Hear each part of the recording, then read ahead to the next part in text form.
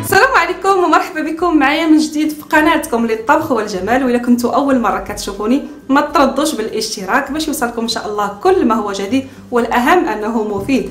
فاليوم ان شاء الله غادي نشوفوا فيديو تعليمي جديد في مجال الصباغه، وتحديدا يعني فيديو خاص بالاوكسيدون او الريفيلاتور او الاكسجين، يعني هذه الماده الاساسيه والضروريه في عالم الصباغه اللي جاتني عليها يعني او حولها تساؤلات كثيره كيفاش نستعملوها، يعني الارقام او الدلالات ديال الارقام اللي فيها. ان شاء الله اليوم غادي نشوفوا بالتفصيل الممل، يعني كل رقم على حده والشرح ديالو. غادي نتكلم لكم على كل شيء، يعني كل ما يخص الاكسجين او الريفيلاتور او الاكسيدون. فنمشيو نشوفوا كيفاش غادي يمكننا نشرحوا يعني هكا بواحد الشرح اللي هو مبسط، وان شاء الله نفهمكم قدر الامكان.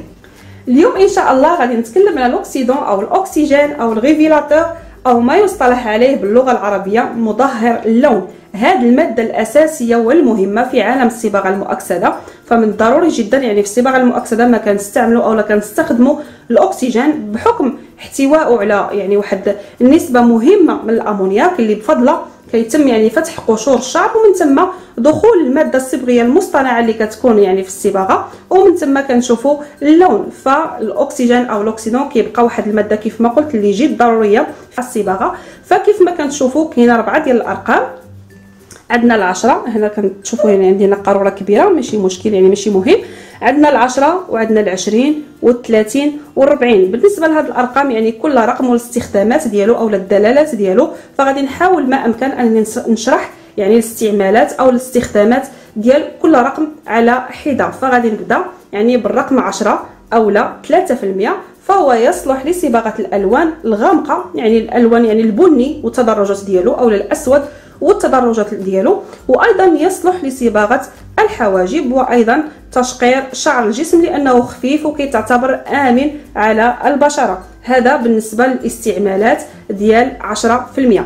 اما بالنسبه للاستعمالات ديال 20% او لا 6%، فالاستعمالات ديالو او الاستخدامات ديالو كيصلح يعني لصباغه الشيب، يعني التغطيه ديالو كتكون ممتازه بالنسبه للشعر الابيض، وايضا درجه فوق درجه بمعنى الاحتفاظ بنفس اللون، فقط التغيير في الفواصل او بسبب التغطيه ديال الشيب. يعني كنعني بدرجه فوق درجه، يعني انا الشعر ديالي الرقم ديالو 5 وانا باغا نحافظ على اللون ديال الشعر ديالي، فقط حبيت نغطي الشيب اللي خرج في الشعر ديالي، يعني ما غنفتح ما غادي نغمق، غادي ناخذ رقم 5 وغادي نصبغ الشعر ديالي. فهذا هو المعنى ديال درجه فوق درجه، يعني فقط بغيه تغطيه الشيب، ويفتح درجه واحده، ويصلح ايضا يعني للتغميق، يعني الالوان اللي هي غامقه، يعني الالوان الغامقه عامه. نجيو للرقم 3 والاستخدامات ديالو او لا 9%، فهو كيفتح حسب يعني سمك الشعره بدرجه او درجتين، ويصلح لصباغه الالوان الفاتحه يعني الاشقر والتدرجات ديالو كامله،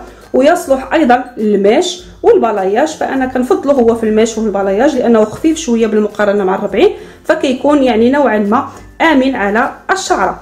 فنمشيو يعني الاكسيدون او الريفيلاتور الرقم 40، فهو يعني 40 او 12%، يفتح بدرجتين او 3 درجات، ويصلح كذلك ومثال لصباغه الالوان الفاتحه جدا، الماش البلاياج. وبالنسبه للشعر الشديد السواد، يعني الناس اللي عندهم الشعر ديالهم كحل بزاف والشعره ديالهم سميكه يعني غليظه، من الافضل يعني يستعملوا 40 في الماش والبلاياج، لانه كيفتح وكيعاون بشكل كبير انه يعني يفتح هذه النوعيه ديال الشعر اللي كتكون سميكه، وكيعطينا تقريبا نفس الخدمه ديال 30، يعني ما كتكونش بيناتهم فرق. دائما 30 و 40 كنسمعوا 30 و 40 يعني راه شعر فاتح، يعني بلاياج يعني لاماش، يعني هادو هما الاستخدامات ديالهم. فكنتمنى اكيد انني نكون لبيت الطلب ديال نسبه كبيره منكم، ونكون شرحت يعني وفيت الشرح ديال الاستخدامات ديال هاد يعني الماده المهمه كما قلت في عالم الصباغه. فإلا عجبكم الفيديو ديال اليوم بحال ديما ما تبخلوش عليا بلايكاتكم، وشكرا على حسن تتبعكم، والى فيديوهات قادمه ان شاء الله.